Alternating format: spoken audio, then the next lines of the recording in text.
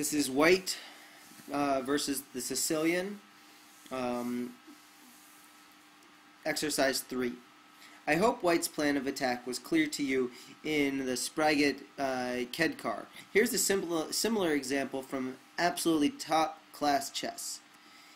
e4, c5, knight f3, d6, d4, c takes d4, knight takes d4, knight f6, knight c3, knight c6, bishop g5, e6,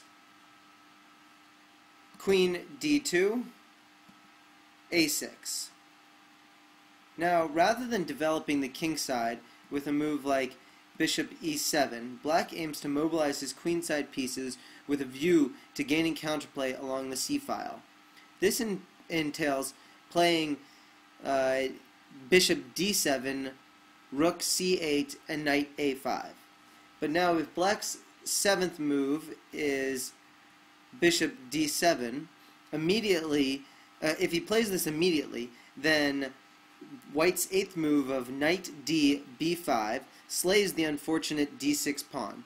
Hence the preliminary black's seventh a6 move. Now, another idea in this, for black's seventh move, is queen b6, when Peter Svidler's play was instructive in the following example. White castles queenside, bishop e7, knight b3, black castles kingside, f3, rook d8, knight b5. White takes advantage of the fact that black has omitted to play a7, a6 to get his knight to the superior d4 square with a gain of time. Rook d4, an awkward move, but otherwise 12 b e3 would have ensnared the black queen. White's 12th move, queen e1, a6, knight 5 d4, rook d8, bishop e3, queen c7, knight takes c6. This capture is effective as black has no wish to shut in his queen by recapturing with the b7 pawn.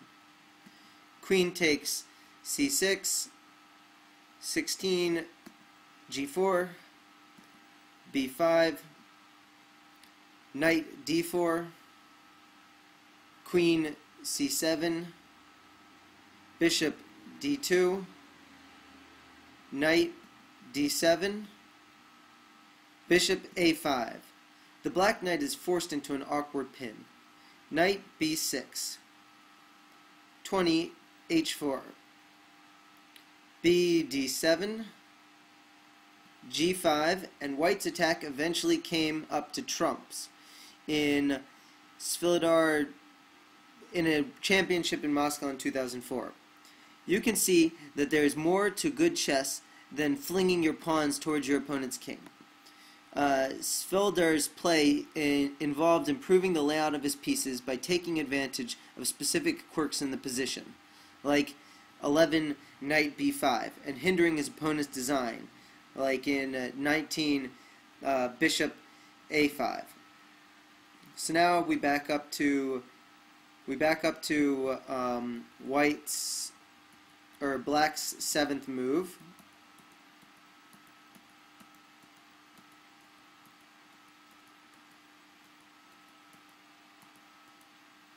Oh, a little bit too much. Black's seventh move of a6. And white castles queenside. Bishop d7, f3. I hope you are getting the hang of white's strategy by now. It's straightforward but highly effective. Not even a great analyst like Timon can find an answer to the advance of white's kingside pawns. Bishop e7, bishop e3, and uncommonly moves his bishop out of the way of his g-pawn. Rook c8. A better chance was to try to restrain white's kingside pawn advance with a move like 10 h5, even though this would make the kingside a less than perfect haven for the black king in the future.